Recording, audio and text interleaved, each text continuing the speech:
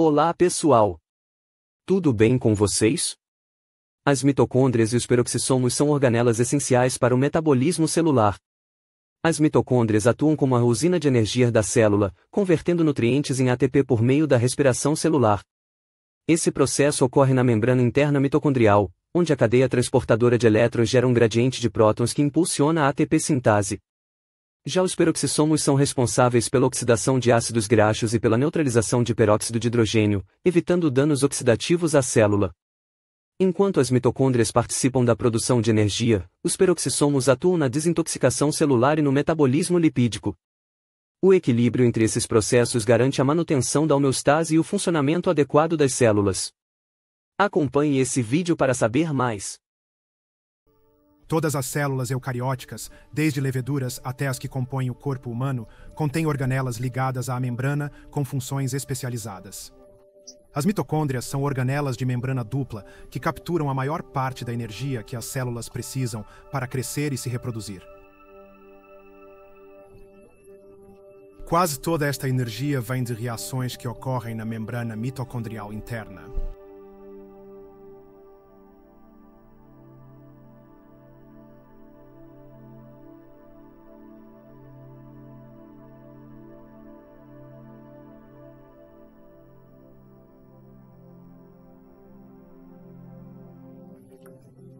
Um dos papéis fundamentais desta membrana é atuar como uma barreira para partículas carregadas positivamente, chamadas prótons, permitindo a manutenção de um gradiente de concentração, onde o espaço intermembranário tem muito mais prótons que a matriz.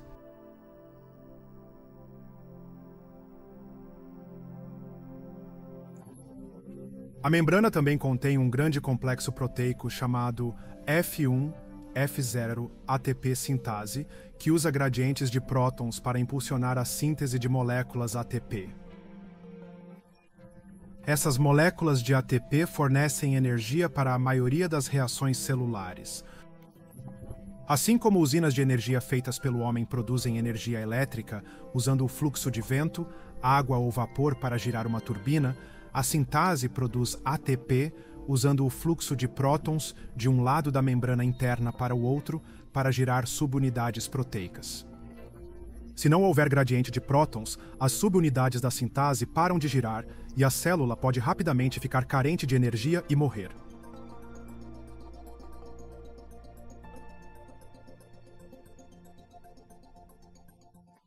Portanto, complexos de proteínas e pequenas moléculas que estabelecem esse gradiente e mantê-lo desempenham um papel essencial na vida das células. No centro deste sistema estão 4 complexos de proteínas numerados de 1 a 4. Os complexos 1, 3 e 4 bombeiam diretamente prótons da matriz para o espaço intermembranário.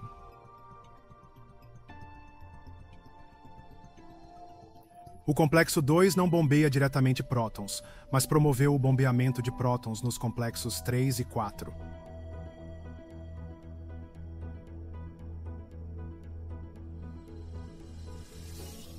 O bombeamento de prótons requer energia, e os 4 complexos de proteínas obtêm essa energia transferindo elétrons através de uma série de reações acopladas.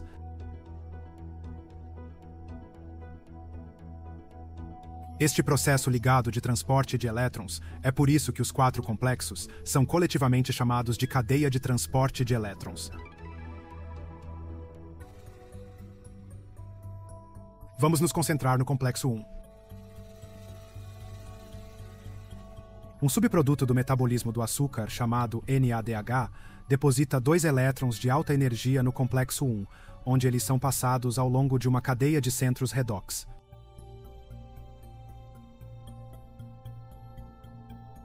Os centros redox são aglomerados de átomos com afinidades diferentes para elétrons com base em suas configurações atômicas únicas. Vamos considerar de perto um par de centros redox para revelar 2 razões pelas quais um elétron se move do centro redox superior para o inferior. Primeiro, o centro redox inferior tem maior afinidade do que o centro superior. Em segundo lugar, a distância entre esses centros redox adjacentes é ideal para um salto de elétrons ocorrer, o que explica por que os elétrons normalmente não ignoram o centro redox inferior.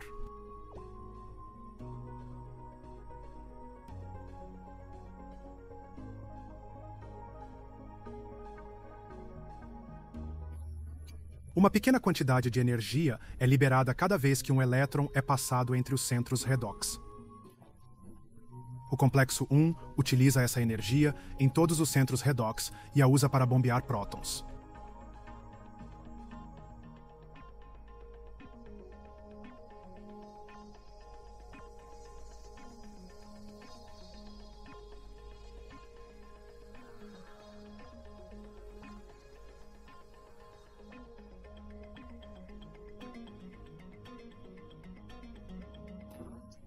O último centro redox no complexo 1 doa 2 elétrons para uma molécula de coenzima Q.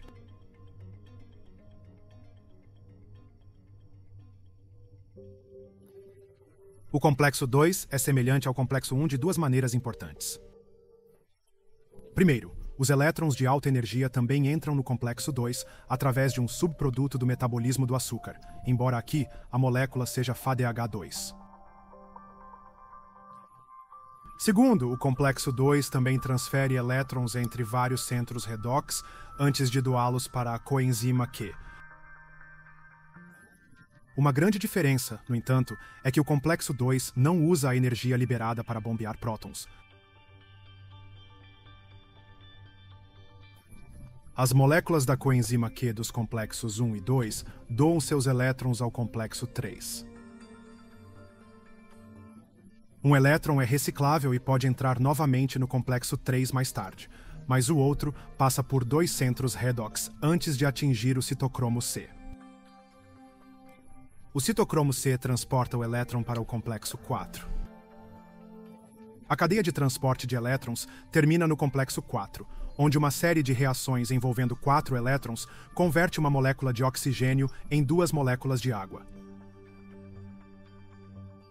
O gradiente de prótons é fortalecido porque 4 prótons da matriz são incorporados às moléculas de água e outros 4 são bombeados no espaço entre membranas.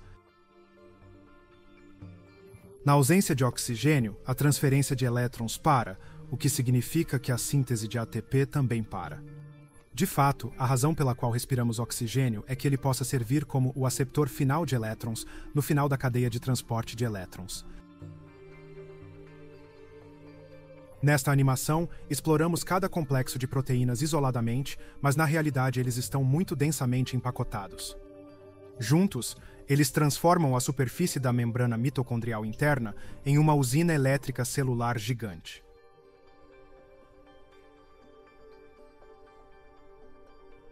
Os peroxissomas são centros metabólicos onde muitas funções celulares importantes ocorrem.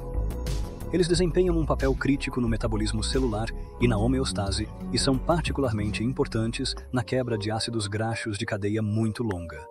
Portanto, não é de admirar que, quando os peroxissomos não funcionem corretamente, isso leve a uma variedade de doenças graves e afeta o envelhecimento. A compreensão da função, regulação e biogênese dos paroxissomas tem, portanto, implicações mais amplas para a compreensão do metabolismo e da doença.